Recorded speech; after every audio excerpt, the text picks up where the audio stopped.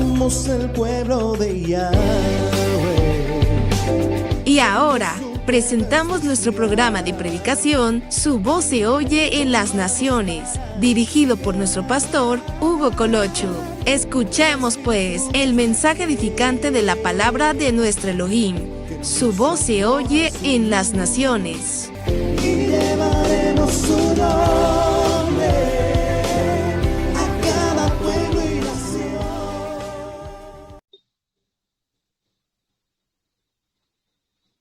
Paz y bendiciones, mis hermanos. Shalom, Obraja. Bien, bendito sea el Eterno. Amén, hermano. Gracias a Yahweh. Tenemos otra vez la oportunidad, la dicha de poder conectarnos y poder hablar concerniente al tema que el Eterno me ordenó que hablara con ustedes, con la congregación. Tema que también sé que de alguna o de otra forma ayudará a algunos hermanos de los grupos de WhatsApp y los que también personalmente les envío el material, les ayudará a entender estos eventos y a ubicarlos de la forma tal vez lo más cercano a cómo van a ocurrir las cosas, porque cuando tocamos uno de estos temas, bueno, este tema en sí, si se fijan, hemos estado, a veces nos vamos a un lugar, nos vamos a otro, porque hay cosas que van a estar ocurriendo acá en la tierra, que serán simultáneas. Una cosa ocurre en un lugar, otra cosa ocurre en otro lugar y otra ocurre en otra parte. Así es que es bastante complejo tratar de explicar todos estos puntos, aun cuando es de una forma bastante práctica, bastante sencilla de explicar y también bastante sencilla de entender. Es un poco complicado, les diré. De antemano, les ruego una disculpa también por todo el ruido, toda la bulla que se oye a veces alrededor. Es algo que no puedo yo controlar, no puedo evitarlo porque está fuera de la casa. No puedo. Entonces, les ruego una disculpa por ello. Bien, ¿qué es lo que vamos a ver ahora, mis hermanos? Lo que vamos a estudiar es el arrebatamiento. Ese es el punto número 6. Esta es la octava parte del tema general, los eventos futuros de las Sagradas Escrituras, y en relación al bosquejo homilético que vamos a utilizar para explicar lo que hoy hemos de estudiar en este punto número 6, el arrebatamiento, la prometida del Cordero rescatada y los invitados a la boda. De eso tratará. El arrebatamiento, la prometida del Cordero rescatada y los invitados a la boda. Como literal A, veremos las señales previas al arrebatamiento. Literal B, arrebatados. Eso es lo que vamos a ver en este día. El Eterno nos ayude, mis hermanos, nos ayude y nos dé también el entendimiento a usted, a mí, que nos dé la guianza de su espíritu, porque es necesario que se hablen estas cosas y es necesario comprenderlas. Tal vez no a totalidad todo lo que voy a explicar, porque aún yo no conozco a totalidad en respecto al tema. Yo conozco tal vez muchas cosas, pero no lo conozco todo. Así de la forma en que también trato de darlo a conocer a ustedes. De lo que yo conozco, ustedes pueden aprender también una parte. pero no van a aprenderlo todo como yo lo tengo almacenado en, en mi memoria o toda la información. Así es que, bien, iniciamos con lo que es el literal A, señales previas al arrebatamiento. Bien, quiero explicar primero qué es esta palabra, arrebatamiento. Mire, esta palabra trata de lo siguiente. Lo que quiere decir es ser quitados súbitamente. Ser quitados súbitamente. Es la palabra griega, harpazo, que también tiene esta connotación, ser quitados súbitamente, ser tomados. Ahora bien,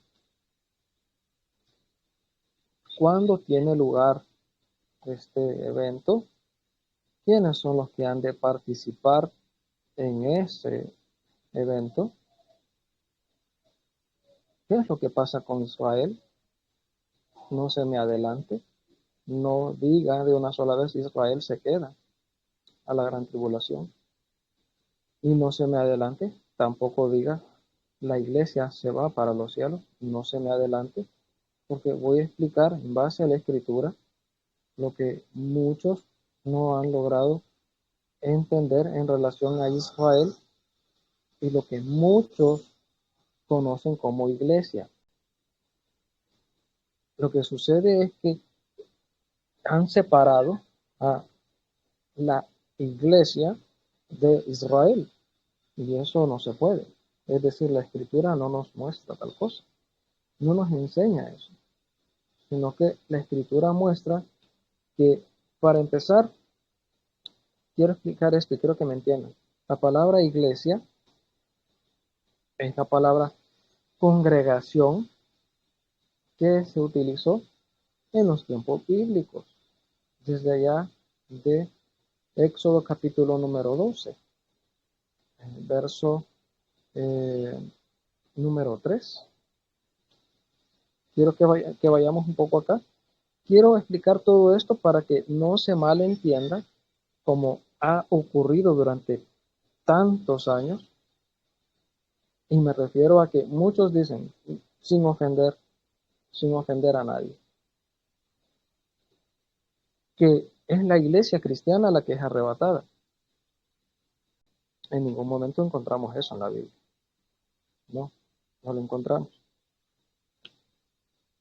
Es un error decir, la iglesia se va, Israel se queda. Es un error, porque es parte de la verdad. Es un error decir, la iglesia es la esposa del Cordero. Es un error, porque es parte de la verdad, no es toda la verdad. Lo que sucede es que en las mentes occidentales, Occidente somos nosotros, América. Oriente es Israel, los países árabes. Han tratado de separar a Israel, haciéndolo un pueblo, una nación diferente a lo que es lo que se conoce hoy como iglesia. Para empezar, tengo que decir cosas que son bien fuertes, bien duras. Algunos no van a creerlo. No obstante, me voy a basar exclusivamente en la escritura para hablar de este tema. Algunos dicen y piensan que la iglesia nació allá en el Nuevo Testamento, en la fiesta de Pentecostés. Y no, realmente no, porque siempre ha existido. La palabra iglesia, tal cual como se conoce hoy en nuestros medios, salió de la palabra griega eclesia, que a su misma vez esta palabra tiene su raíz de nacimiento en el hebreo, kehila, congregación. Eso quiere decir. Entonces, cuando vemos esta palabra congregación en las escrituras, sobre todo en los libros del antiguo pacto, la Torá, la ley, los profetas, salmos, se está refiriendo no a otra cosa, sino a Kehilá, congregación, lo que mucho tiempo después se tradujo como eclesia al griego y que terminó por ser la palabra iglesia que hoy conocemos en nuestros tiempos en castellano, en español. Vamos a Éxodo, vamos allá. Éxodo capítulo número 12. Quiero explicar todo esto para entender quiénes son los que van a participar del arrebatamiento, quiénes sí y quiénes no. ¿Qué pasa con Israel? ¿Qué pasa con las naciones? ¿Qué pasa con la iglesia? Es decir, la congregación mundial, la Kehilá. Eso es lo correcto. Dice Éxodo 12, verso 3. Habla a toda la congregación de Israel, diciendo: en el 10 de este mes, tómese cada uno un cordero según las familias de los padres, un cordero por familia. Me quedo acá. Le dice el Eterno, le da la orden, habla a toda la congregación. Díganme, ¿qué es una congregación? Si eso es lo que se le llama ahora de la palabra iglesia, es un grupo de personas que están reunidos en un lugar geográfico específico, en una estructura. A eso se le llama iglesia, a la reunión de personas. Reunión, están congregados, congregación. Kehilá, esa es la palabra que aparece acá. Y es más, no solo aparece aquí, aparece también, no vamos a ir a las citas, pero si gusta anotar, anótelo. Deuteronomio 16:1, vuelve a aparecer esta palabra, esta frase, congregación.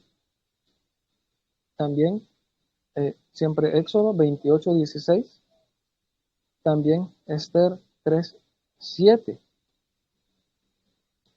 Y a lo largo de la escritura vuelve a mencionarse varias veces la congregación de los hijos de Israel. La congregación de los hijos de Israel.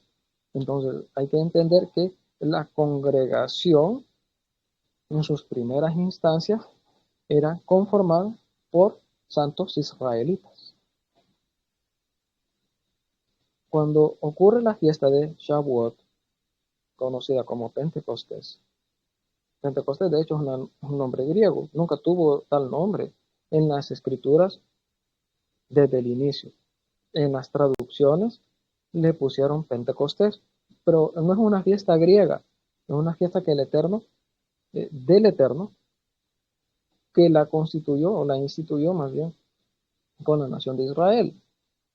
Muchos dicen que fue ahí donde nació la iglesia.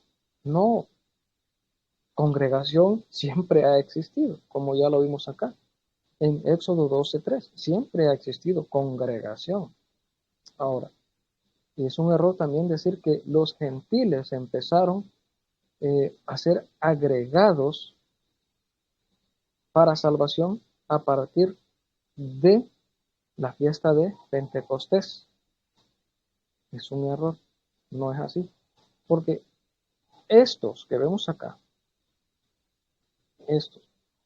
los israelitas, junto con los extranjeros de las naciones que salieron con ellos cuando estaban en Egipto, también fueron tomados ellos en cuenta como parte del pueblo de Israel.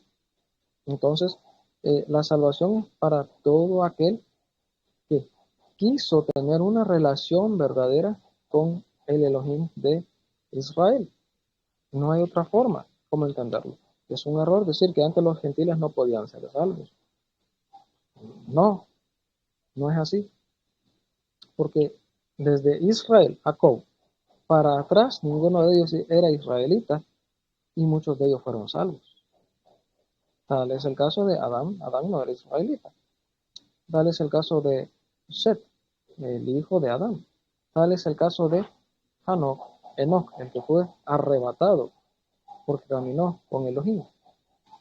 Tal fue el caso también de Noé, de Abraham, de Isaac.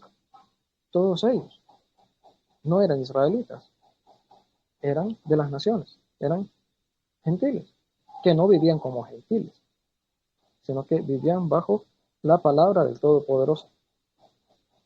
Y ellos fueron salvos. Cuando Israel sale, también sale con ellos multitud de personas. Mucha gente salió eh, con la nación de Israel. Solamente de Israel salieron por lo menos unos eh, 600.000 hombres. Solo de Israel. 600.000 hombres. Pero también la escritura menciona que se agregaron también a, a la nación muchos de, de las naciones, se agregaron a ellos y otras naciones se les unieron, otros que estaban también en Egipto se unieron a la nación. Ya no fueron vistos como gentiles, sino como uno con la nación de Israel, aunque eran extranjeros, porque habían nacido fuera, pero se les trataba como a uno de la nación. Ahora, ¿pero qué tiene que ver todo esto con las señales previas al, al arrebatamiento? ¿Qué tiene que ver todo esto? Bien, lo que sucede es que ya que hemos entendido la palabra Kehilá, que es la palabra congregación, que se tradujo al griego eclesia, que después se tomó para sacar la palabra iglesia, ¿quiénes entonces son esa verdadera congregación? Es la nación de Israel. Y todos los que abrazan la fe que les fue entregada a la nación de Israel. Así de sencillo. No hay otra cosa. Entonces, cuando hablamos de las señales previas, he hablado ahorita un poquito de historia nada más, un poquito de historia. Cuando tratamos ahora de hablar acerca de las señales previas, hay mucho que indagar, mucho que decir, mucho que aportar. Y vamos entonces a ir poco a poco, vamos. Segunda Tesalonicenses 2, 1 al 12. Y me regalan un momento cuando ustedes lo tengan. Amén, amén. Dice hoy entonces, la escritura, este pasaje es muy entendido por muchos, muy conocido también, pero vamos a darle una interpretación hebraica, porque toda la Biblia es hebrea. Originalmente fue escrito por hombres hebreos, aunque todo lo que es el Nuevo Testamento, Nuevo Pacto, Brit Hadashah, fue escrito en griego, con excepción de Mateo. Mateo fue en original hebreo.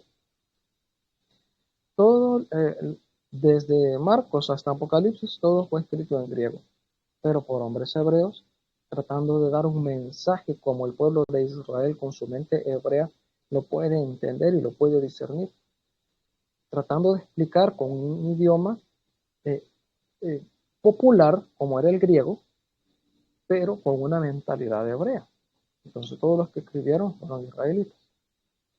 Y cómo un israelita entiende la palabra es muy diferente a cómo nosotros la entendemos en este lado del mundo, a este lado del planeta. Muy diferente. Ahora, veamos entonces. ¿Lo tenemos? Tenemos. Segunda 2. Segunda Tesalonicenses 2, 1. Hasta el verso 12 vamos a ir leyendo y vamos a ir indagando poco a poco.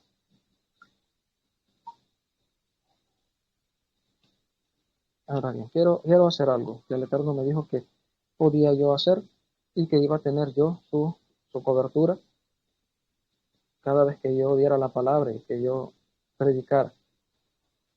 voy a hacer algo.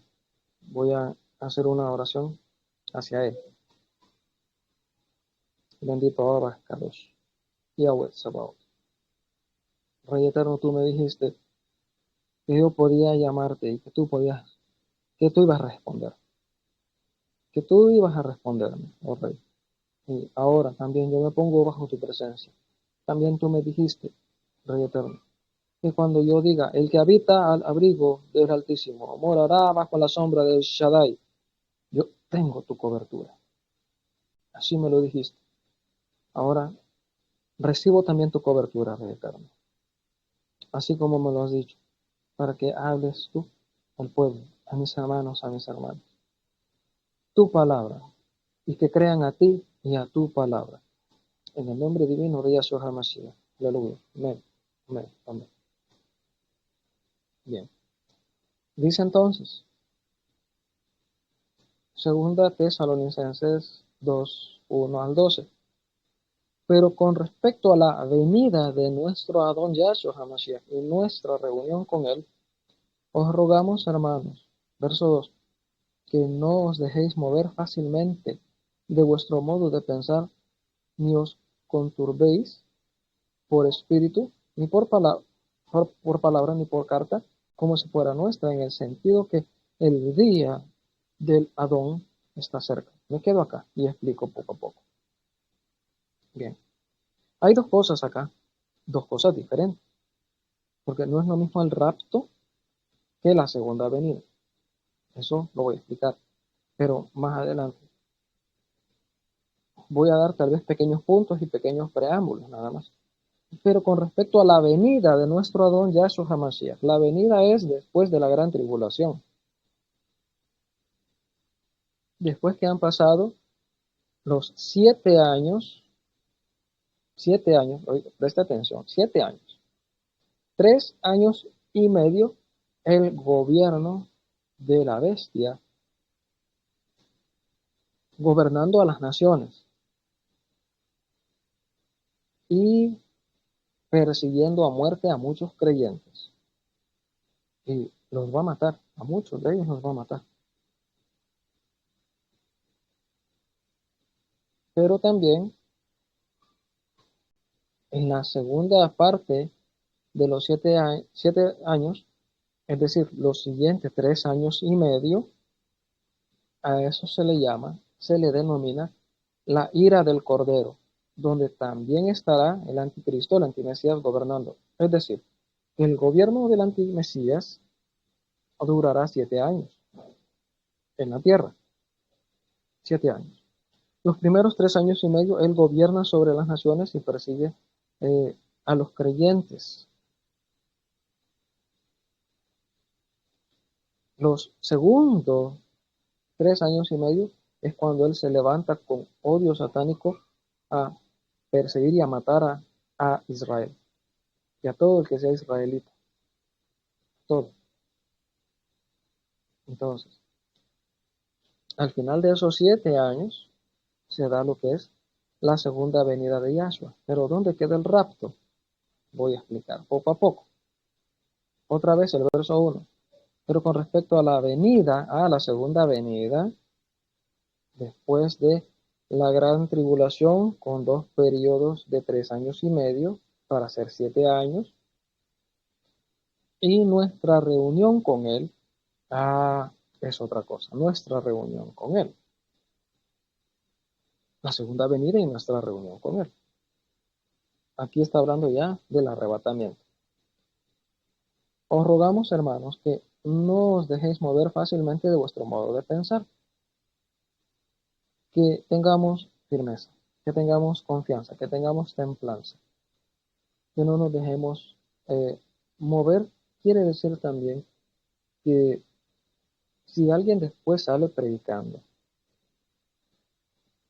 que no hay arrebatamiento, o que no hay tribulación, no prestar atención a eso, no dejarnos de mover, ni os conturbéis por espíritu, ni por palabra, como si fuera nuestra, en el sentido que pues el día del Adón está cerca, claro, de que va a venir, va a venir. de que va a suceder, va a suceder. El día del Adón, o como muchos lo conocen, el día del Señor, es el periodo, no es un día de 24 horas en sí, sino que se le denomina así a un periodo donde la ira del Eterno estará derramándose con juicios tremendos, terribles, uno más fuerte que el otro, y el otro más fuerte que el anterior, y el otro que viene es peor aún que el que acaba de pasar. Desde que inicia el gobierno del hombre de pecado hasta la segunda venida de Yahshua, a todo eso se le llama el día del Señor, el día del Adón, el día de Yahweh. Que el día del Adón está cerca, dice Pablo. Verso 3, nadie os engañe en ninguna manera. Aquí vienen entonces las señales. Todo esto es advertencia. Desde el verso 2 hasta el verso 3, todo esto es advertencia. Nadie os engañe de ninguna manera, porque no vendrá sin que antes venga la apostasía. Aquí entonces ya está hablando de las señales. Señales, apostasía. Y se manifestará el hombre de pecado, el hijo de perdición. Dos nombres que se le da al antimesías acá. Hombre de pecado, hijo de perdición. Ya son dos nombres acá. Pero vea, la advertencia es que nadie nos engañe. De ninguna manera. Ni por espíritu, ni por palabra, que nadie nos engañe. Porque el día del Adón está cerca y vendrá. Nadie os engañe de ninguna manera, pero no viene antes, ese día no viene. Ya vimos que no es un día de 24 horas, es desde el gobierno del hombre de pecado hasta la segunda venida de Yahshua. Todo eso se le denomina el día del Señor, el día del Adón. Y aún hay otro día, más adelante lo hablaré, cuando cae fuego del cielo a la tierra y consume toda la tierra y los cielos. De eso lo voy a hablar más adelante. Pero ¿qué es apostasía? No voy a irme al diccionario, no voy a ir a buscar aquí, no voy a buscar allá. Algo bien fácil les voy a decir, algo bien sencillo. Es todo aquello que se levanta o se predica contrario a la fe original. ¿Y cuál es la fe original de las Escrituras? La Torah. No hay otra. La Torah. Esa es la fe original que una vez fue dada a los santos. Entonces, la apostasía es que personas se levantan y viven contra la Torah. Contra la Torah, esa es la apostasía. Viven contra la fe original. ¿Y cómo es que viven contra la fe original? ¿De qué forma viven contra la Torah? Pecando dentro de las congregaciones, de una o de otra forma. Pero más que todo se refiere a que están pecando dándole un sentido equivocado a las Sagradas Escrituras o manipulándolas a su forma, a su manera, a su antojo. En muchas congregaciones está pasando eso. En muchas congregaciones. Eso ahí está. Que se levantan predicando un mensaje que es contrario a la Escritura. Voy a decir algo. Un ejemplo de eso tiene que ver con la salvación eterna. Apostasía. Salvo siempre salvo. Aparte de que es una herejía. Es algo falso que la Escritura no enseña. Pero cuando hablamos de apostasía es algo que incluso va en contra de la misma palabra y que choca con la palabra. Falsos fuegos en los altares, falsas profecías, falsos pastores, falsos maestros, falsos profetas, empleando un mensaje con astucia solo para obtener provecho material, económico y hasta sexual. Todo eso está pasando. Todo eso está ocurriendo. Entonces, tenga cuidado en las congregaciones donde usted va, o a las que usted frecuenta, o a las que usted ve por las redes. Mucho cuidado, porque como el Espíritu Santo, el Ruach HaKodesh, no está en la congregación, llegan demonios, potestades, y se hacen pasar por el Espíritu, el Ruach HaKodesh de Yahweh, y empiezan a dar falsa profecía y a manifestar lo que se llama unciones falsas. Y la gente al final termina ungida por demonios. Porque donde está el Espíritu de Yahweh, ahí hay libertad. Pero donde no está el Espíritu de Yahweh, habrá esclavitud. Y la gente se vuelve esclava de la apostasía y no logra discernir entre una cosa y otra. Ya no puede. Ya no sabe. Su mente, sus ojos, su vista espiritual está bloqueada, está nublada. No disciernen nada. Gente que habla lengua, pero no es por el Espíritu. Son demonios hablando en la persona. Lenguas de maldición, lenguas satánicas, lengua del infierno. Hablando lenguas, pero como no hay personas llenas del Espíritu que tengan el discernimiento de Espíritu, las congregaciones dentro a todo le dicen amén y reciben a ese demonio como si se trata al mismo Ruach HaKodesh, al Espíritu Santo.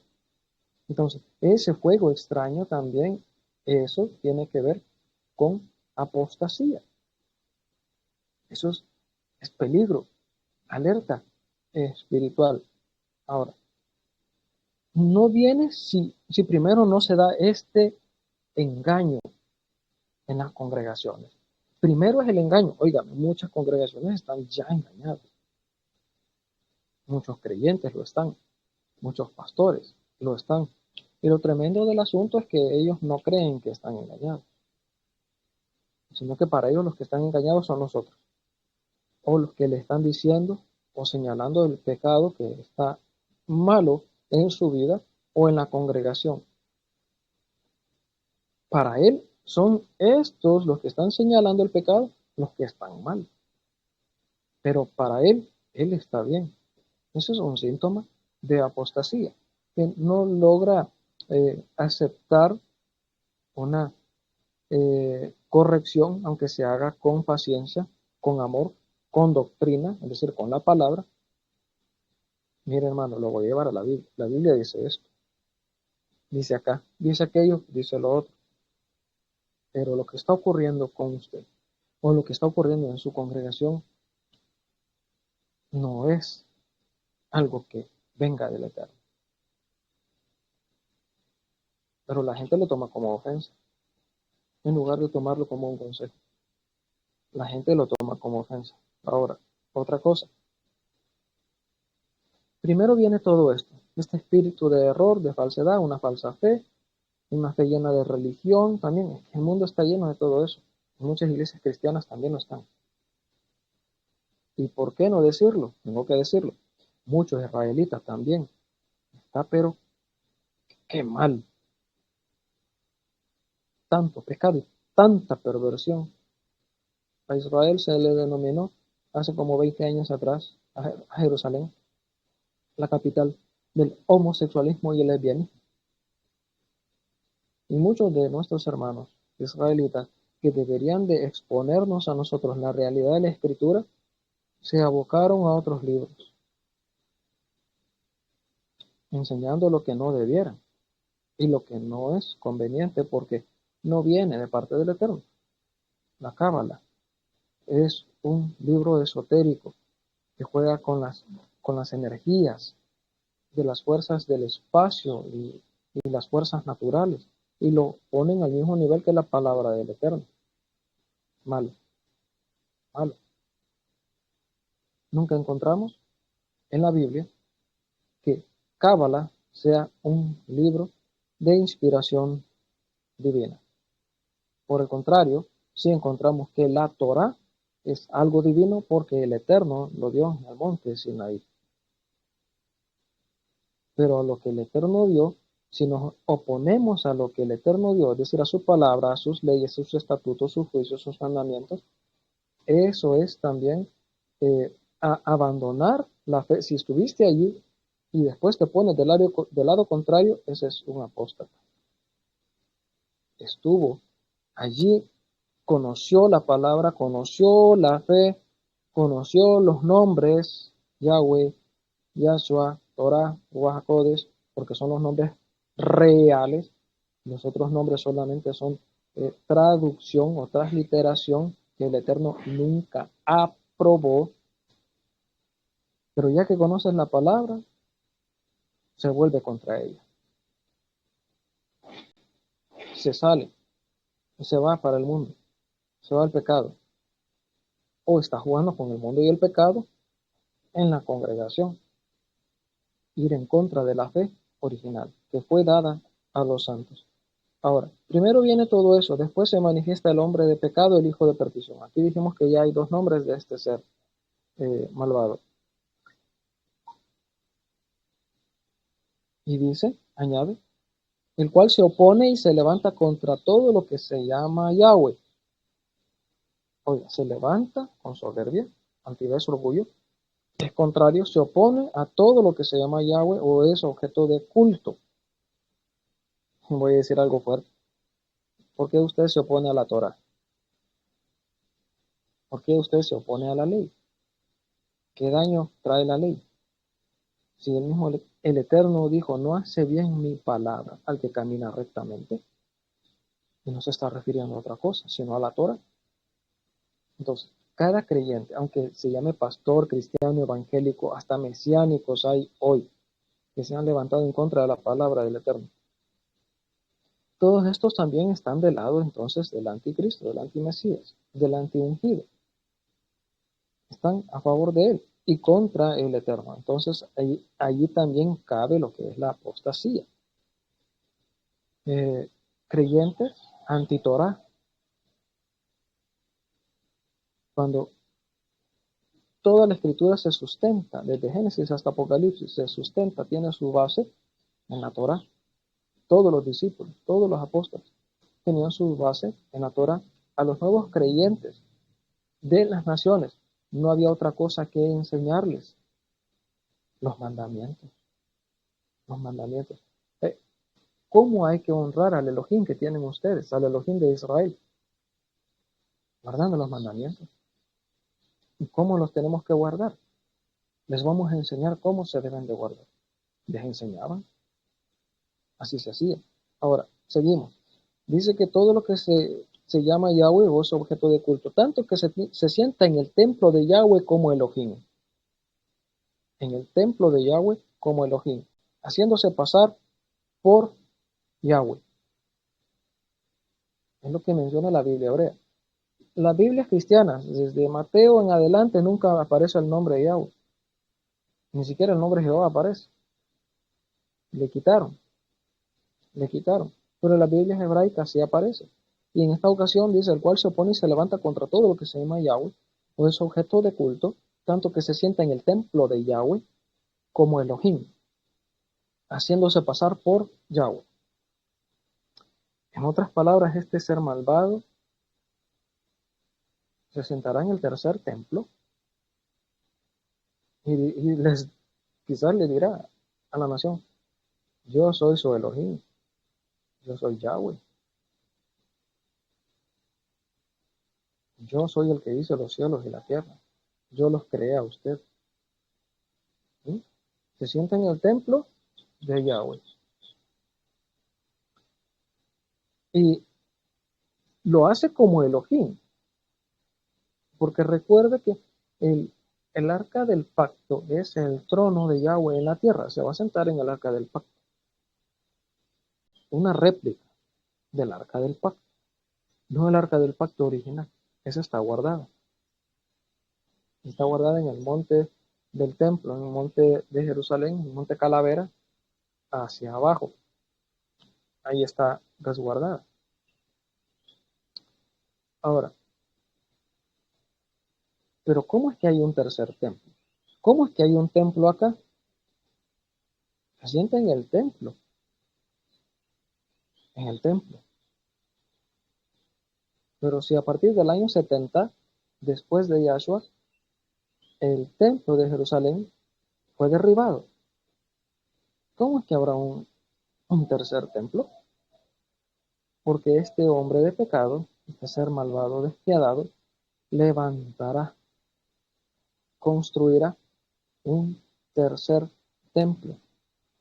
Cuando logre establecer la paz ficticia entre Israel y el mundo árabe, recuerde, y en la Tercera Guerra Mundial, Israel estará a punto de desaparecer del mapa, y este hombre despiadado entra y pone a salvo a Israel.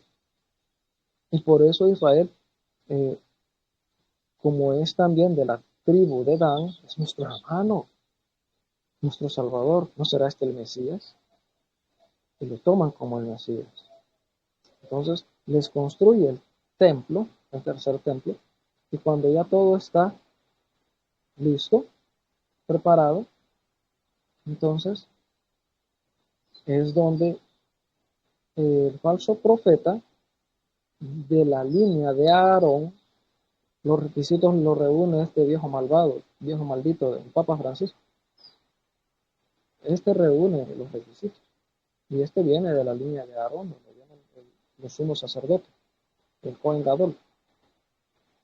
Entonces lo introduce al patio, atraviesan hasta el lugar santo y hace que entre hasta el lugar santísimo, donde se sienta.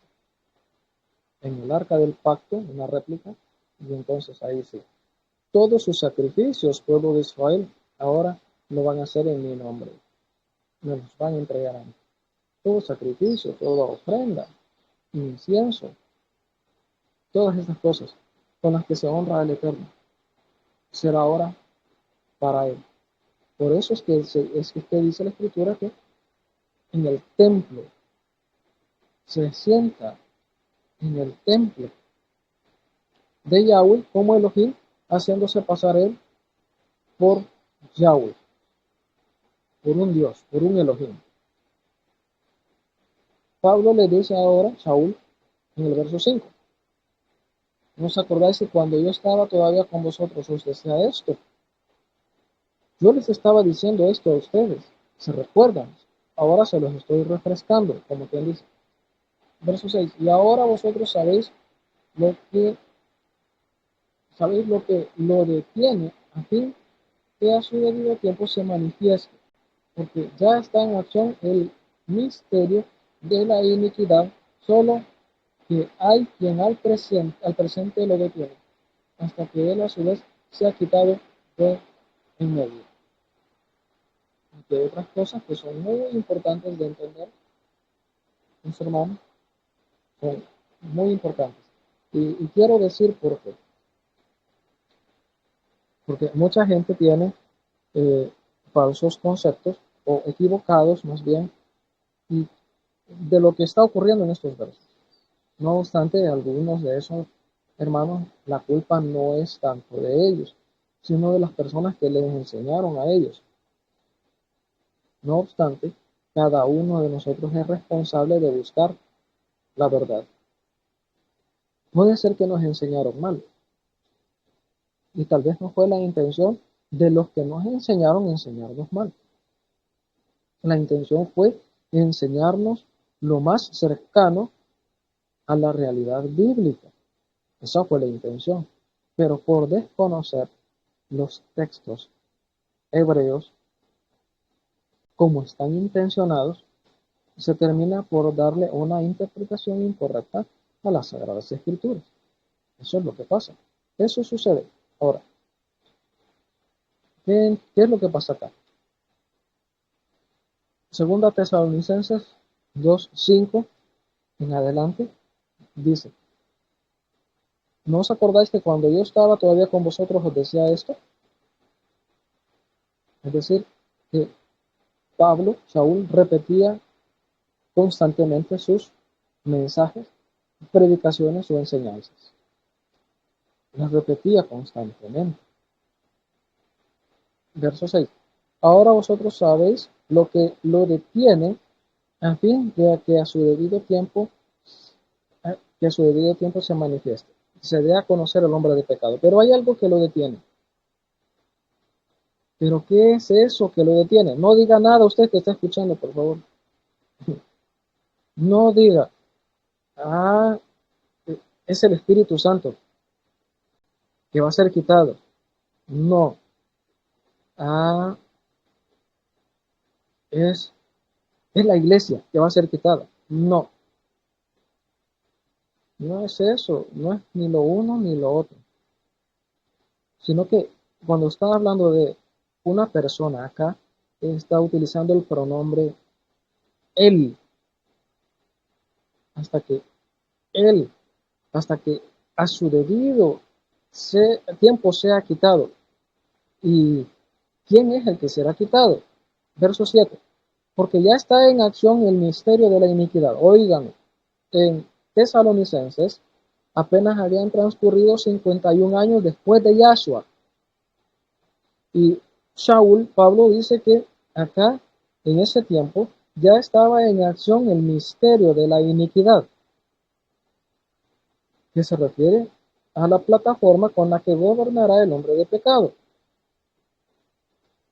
Solo que hay quien al presente lo detiene hasta que él, ahí está el pronombre, él a su vez sea quitado de en medio. Y cuando él sea quitado de en medio, entonces se manifestará aquel inicuo a quien el Adón Yahshua matará con el espíritu de su boca y destruirá con el resplandor de su venida, en la segunda venida. Pero ¿quién es este que él, a su debido tiempo, se ha quitado? Y cuando él, se ha quitado, se manifestará el hombre de pecado. ¿Quién es ese? Es un guerrero, el capitán de los ángeles guerreros de los cielos, el arcángel Mijael, el arcángel Mijael, el arcángel Miguel. Ahora, voy a decir esto. ¿Por qué? ¿Por qué? ¿Por qué Miguel? Por lo siguiente. Explico por qué es Miguel, Mijael.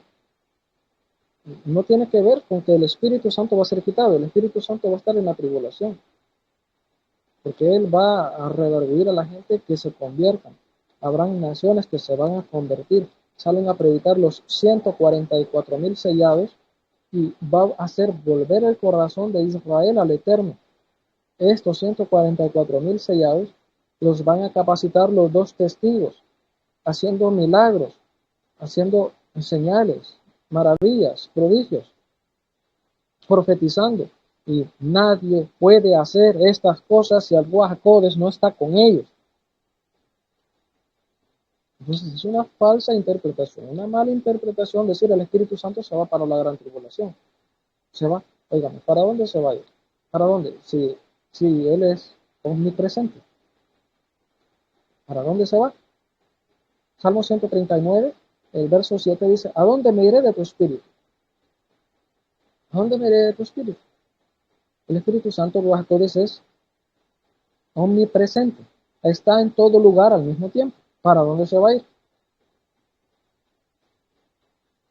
Entonces, retomando el tema. Mijael, el capitán de los ángeles guerreros de Yahweh. ¿Qué sucede con esto? Cuando el hombre de pecado se manifieste, día de oscuridad, día de tiniebla, porque los demonios que están en el infierno subirán a la tierra, a la superficie.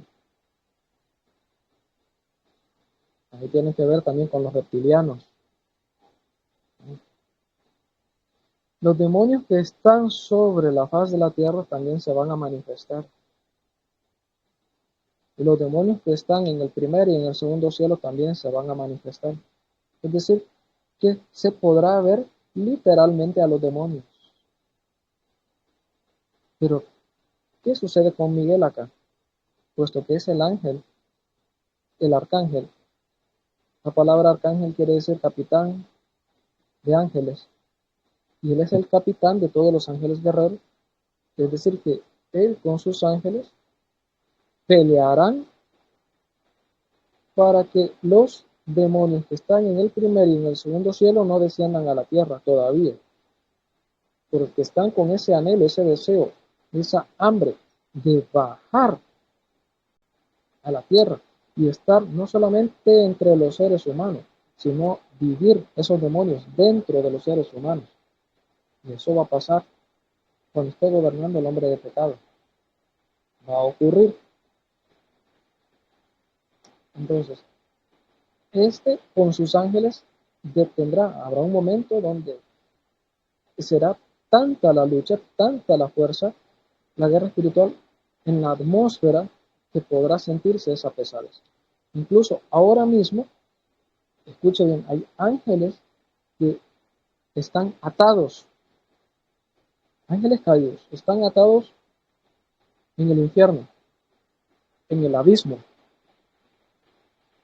El abismo es un túnel donde están los demonios, es una cárcel para demonios. Mientras que hay otros demonios y ángeles caídos que están atados en la tierra, en la superficie, en el río Éufrates, en los desiertos, en los bosques, en océanos. ¿Usted cree que es así nomás ese detalle del el triángulo de las Bermudas? No es así nomás. ¿Por qué gente se pierde? Ahí tiene que haber un ángel caído, atado. ¿Por qué hay lugares donde literalmente la gente entra y se pierde? Ya no sale. En los desiertos, en las montañas. Entonces, así también hay ángeles que están atados en los espacios, en los cielos, en el primer cielo, en el segundo cielo. ¿Cuál es el primer cielo? Desde nuestra cabeza hasta la atmósfera. Ese es el primer cielo. El segundo cielo es todo el espacio. El tercer cielo es la morada de Yahweh.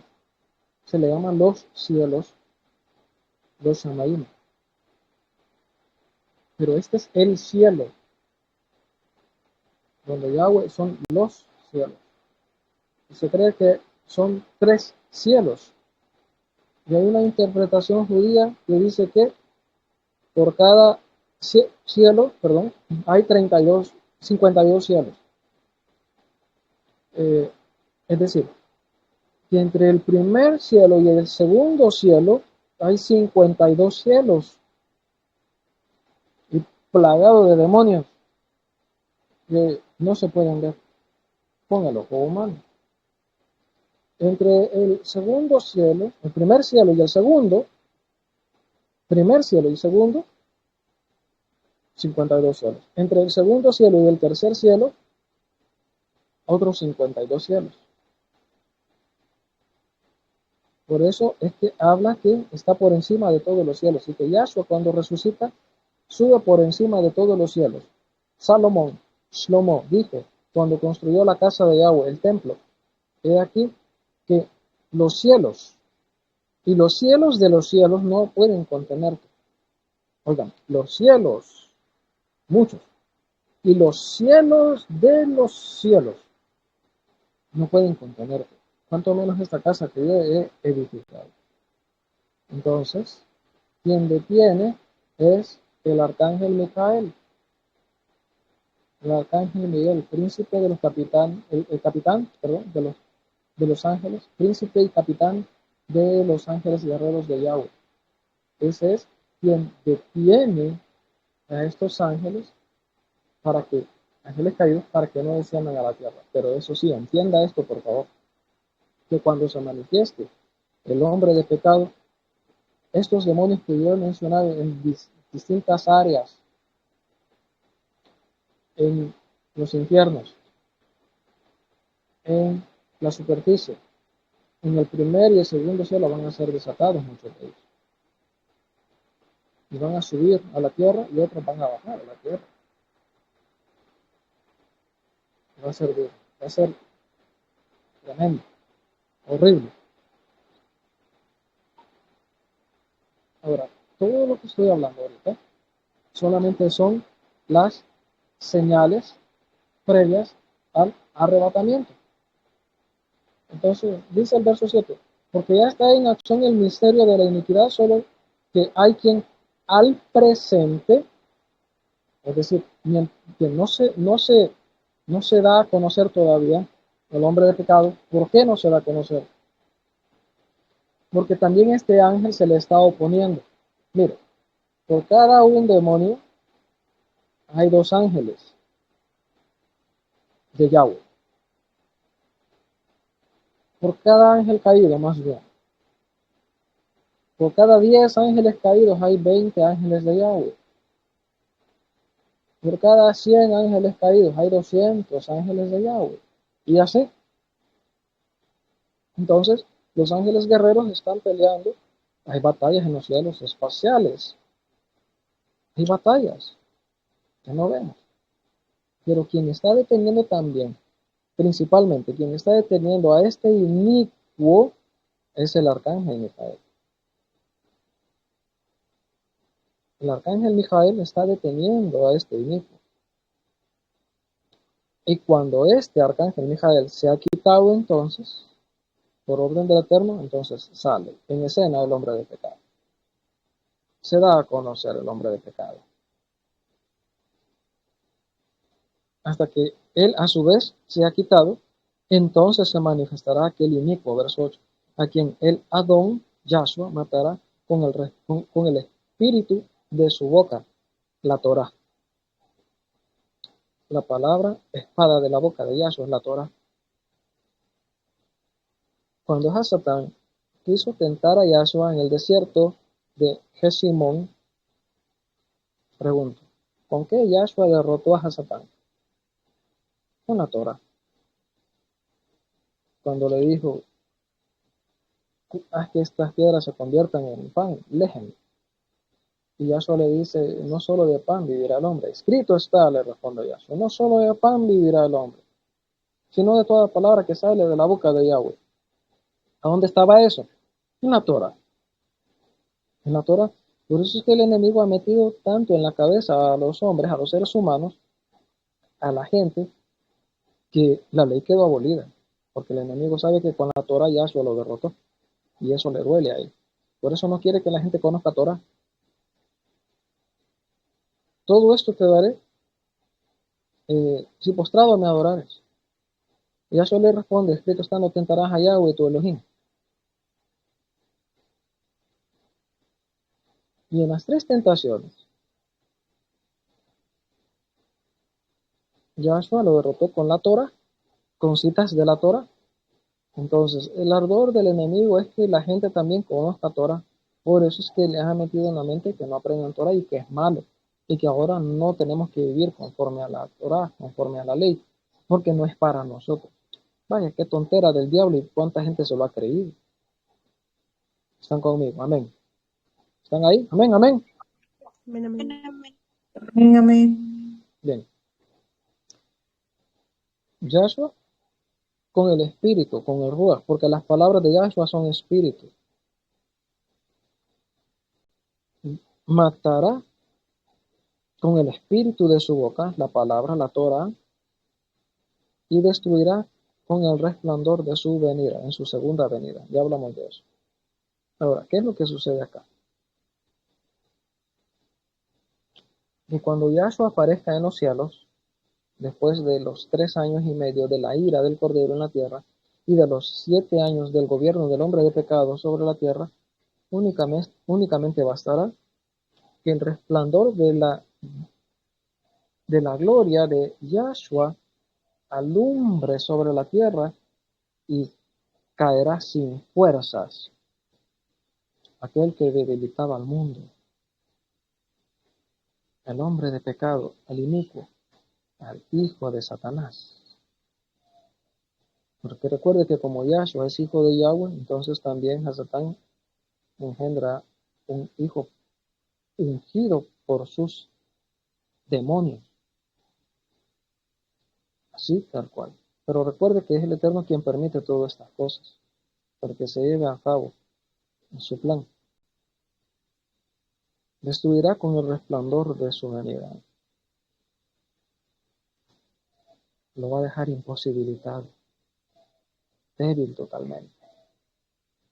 Caerá, perderá fuerza, sucumbirá ante los pies de Yahshua HaMashiach.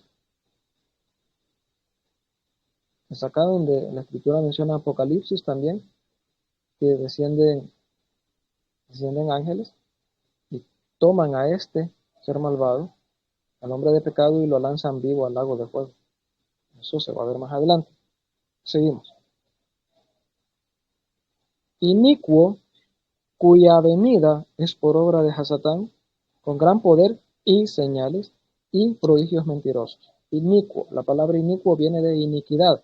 Iniquidad es lo siguiente: planes de maldad y pecado concebidos en la mente.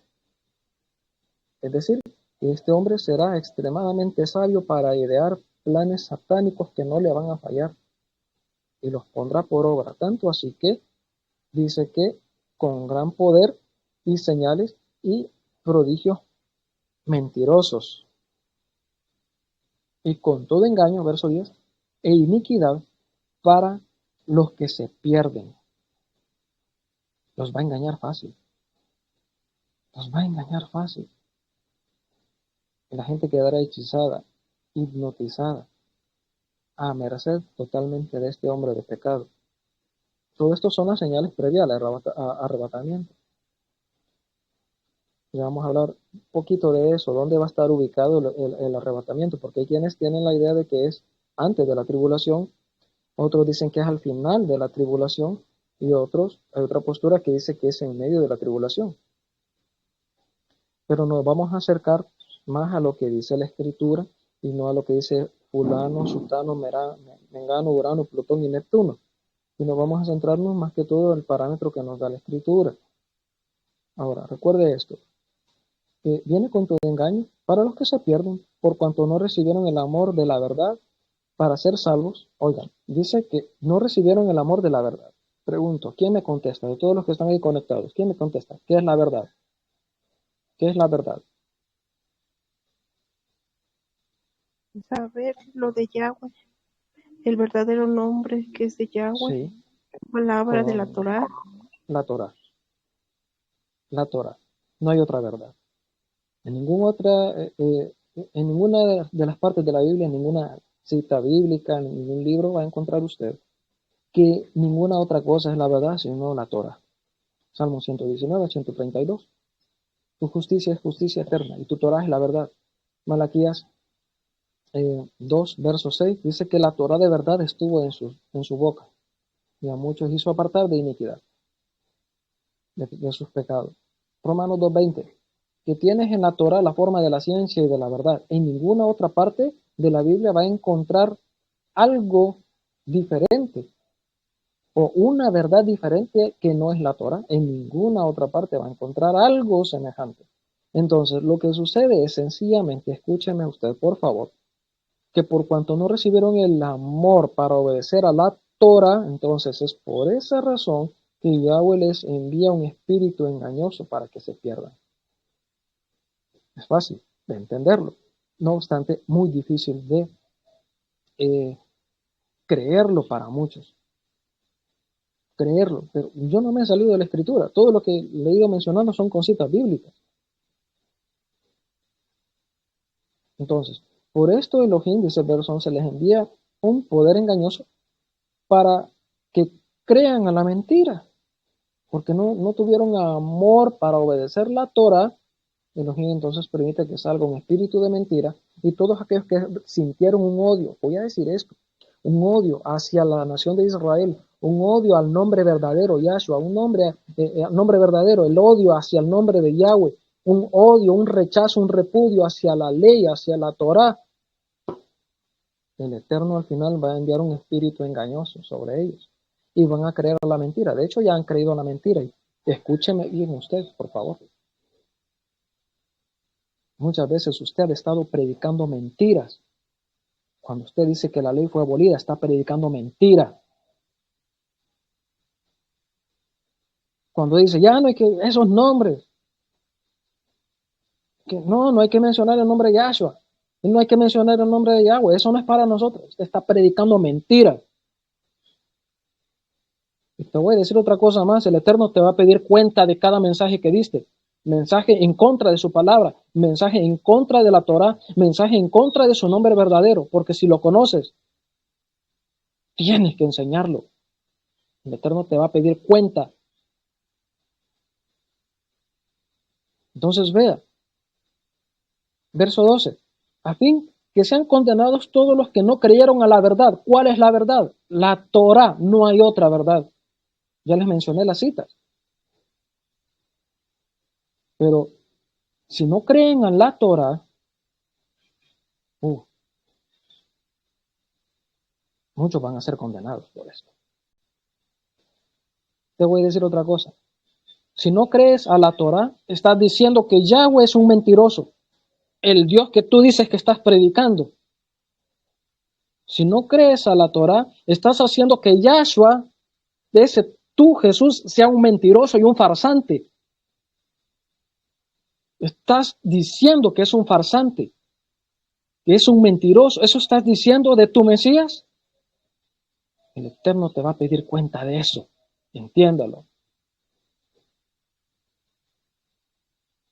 A fin de que sean condenados todos los que no creyeron a la verdad, sino que se complacieron en la injusticia. ¿Usted cree que es justo decir, Jesús vino a abolir la ley cuando él dice en Mateo 5:17, no penséis que he venido para abrogar la ley y los profetas, sino para darle cumplimiento, porque es más fácil que pase el cielo y la tierra a que se deje de cumplir una letra pequeña de la Torá hasta que todo pase? Es más fácil que pase el cielo y la tierra, pero el cielo y la tierra no han pasado. ¿Por qué predicas mensajes irresponsables, mensajes de mentira, usando la misma palabra? Ahora vean todo esto, que son estas personas las que al final van a ser engañadas y que ya están engañados mucho. No, es que la ley no es para nosotros. No, es que el Shabbat. No, es que ese nombre, Yahweh. No, que Yahshua, no, eso no es para nosotros. Bien, entonces, no es para ti, solo son para los hijos de Yahweh, para sus siervos, los siervos del Eterno. Con eso estás dando a demostrar que quedas descalificado y que estás abierto a recibir el espíritu de engaño que trae el hombre de pecado con esa unción del infierno. ¿Por qué no entiendes el mensaje? ¿Por qué no entiendes el mensaje? No hay otra verdad. No hay otra verdad. Para Pablo, siendo un judío, cuando él dice que no tienen amor para obedecer la verdad, ¿a qué verdad se refería Pablo como judío que era? A la Torá, no hay otra verdad. Y en el verso 12 también, cuando dice que son condenados todos los que no creyeron a la verdad, en la mente y en el corazón de Pablo y en el espíritu de Pablo, para él, ¿qué era la verdad? No hay otra cosa sino la Torá. Entonces, pregunto yo, ¿por qué cree usted que Pablo se refiere a una verdad diferente? ¿O por qué usted piensa que hay una verdad diferente a la Torá? Incongruente. No hay ninguna cita bíblica que muestre que alguna otra cosa, denominación, religión, sea la verdad. No hay. No se confunde. No diga, yo soy cristiano, yo soy evangélico, yo soy mesiánico. Nada de eso salva. Israel mismo, si no guarda los mandamientos, tampoco entrará a la salvación. Nadie se salva por tener nombre de una iglesia, por decir yo soy cristiano. Es que los verdaderos cristianos son así, es que los verdaderos evangélicos. De eso no habla la Escritura. No habla en ninguna parte cómo ser un verdadero cristiano. Eso no existe. No hay. Otra cosa, ¿cómo ser un verdadero mesiánico? Tampoco dice eso la Escritura. Lo que el Eterno quiere es que su palabra sea nuestro modo de vida y no como muchos lo tomaron como religión. Es un manual para que usted pueda vivir. Y no estoy diciendo, esta parte le corresponde a fulano, esta otra le corresponde a sutano, a mengano, a hurón y a nocturno. El Eterno te va a pedir cuenta a ti de lo que tú hiciste con la palabra o de lo que no hiciste.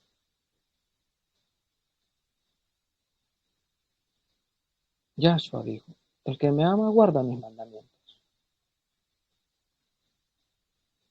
Si usted dice que lo ama, entonces guarde los mandamientos, ahí están escritos ya. Yahshua no iba a traer un mandamiento o unos mandamientos que sean diferentes a los que ya estaban. Y cuando él dice, un mandamiento nuevo os doy, que os améis los unos a los otros, era un mandamiento que se subderiva del mandamiento anterior, ama a tu prójimo como a ti mismo. Pero ahora Yahshua les dice, si ustedes tienen que amarse, el uno tiene que amar a otro como a uno mismo. Es decir, yo tengo que amarlos a ustedes como yo me amo a mí. Pero Yahshua ahora les dice, pero yo quiero que ustedes se amen como yo les he amado a ustedes. Amén. Amén. Shaul Pablo dice en Romanos que el cumplimiento de la Torah es el amor. Y si la ley, la Torah ya estuviera abolida, ¿por qué entonces Pablo tiene que decir que el cumplimiento de la Torah es el amor? No tiene sentido. No es congruente. Ahora, hermano.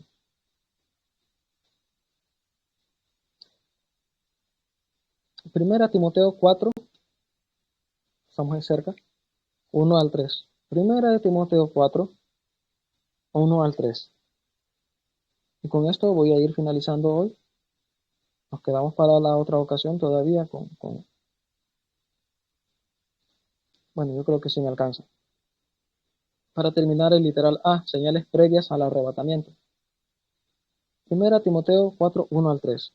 Dice, pero el Espíritu dice claramente que en los postreros tiempos algunos apostatarán de la fe. Estaban en la fe de las Escrituras y se salieron, escuchando a espíritus engañadores, a enseñanzas, doctrinas de Sheidim, de demonios, por la hipocresía de mentirosos que teniendo cauterizada la conciencia prohibirán casarse. En parte esto es lo que hace también la Iglesia Católica con el celibato. Y mandarán a abstenerse de alimento que Elohim creó para que con acción de gracias participemos de ello los creyentes y los que han conocido la verdad, la Torá. No hay otra verdad. Porque todo lo que Elohim creó es bueno y nada es de desecharse si se toma con acción de gracias. He leído hasta el verso número 4 incluso. Ahora vamos a otra parte importante, Joel 2, 28 al 32. Y con esto cerramos.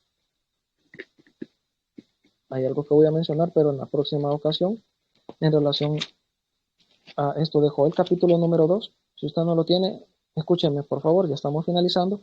Capítulo 2, verso 28 al 32. Y dice así.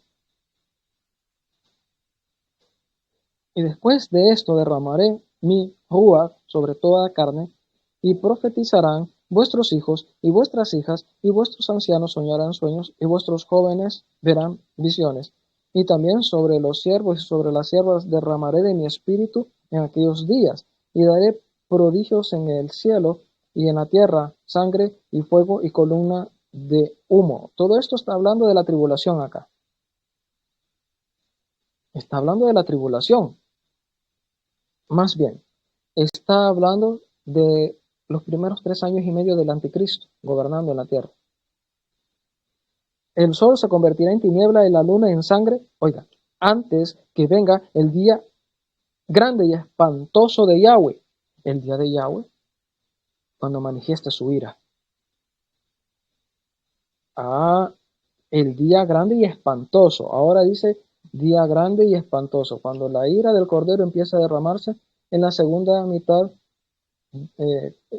los 3 años y medio primero, pasan vienen los segundos 3 años y medio, ahí empiezan a derramarse los juicios. Las 7 trompetas y las 7 copas. 7 trompetas, 7 copas. A todo eso se le llama ahora acá el día grande y espantoso de Yahweh. El día grande y espantoso de Yahweh. Desde que comienza la ira del Cordero hasta la segunda venida. Y todo aquel que invocar el nombre de Yahweh será salvo. Entonces habrá salvación incluso en el tiempo de la gran tribulación.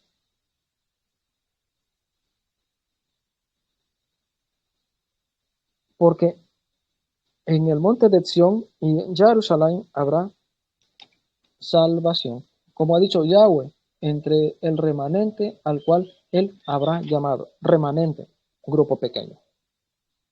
Un grupo pequeño será salvo. No todos. De esto voy a hablar más adelante otra cosa. Antes de que ocurra el arrebatamiento, tiene que haber un gran avivamiento. Y este avivamiento, voy a dar detalles después. ¿Para qué es este avivamiento? ¿Para qué va a servir a los creyentes en los primeros 3 años y medio del gobierno del anticristo? ¿Y para qué va a servir para los creyentes que se queden a cumplir propósitos de Yahweh en la gran tribulación, en la ira del Cordero, que ellos no recibirán ira? ¿Y para qué será este gran avivamiento? ¿Para qué servirá de los creyentes que sean llevados a los cielos? Pero eso lo voy a explicar después. Nos quedamos hoy hasta acá. Esto sería todo por el momento. Paz y bendiciones. Shalom Abraham. Amén, amén, amén.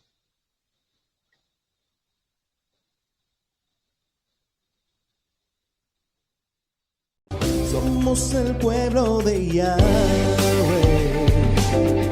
Gracias por acompañarnos. Este fue nuestro programa de predicación, Su voz se oye en las naciones, esperando haya sido de bendición y edificación. Le invitamos a que nos acompañe en las próximas transmisiones de nuestro programa, Su voz se oye en las naciones.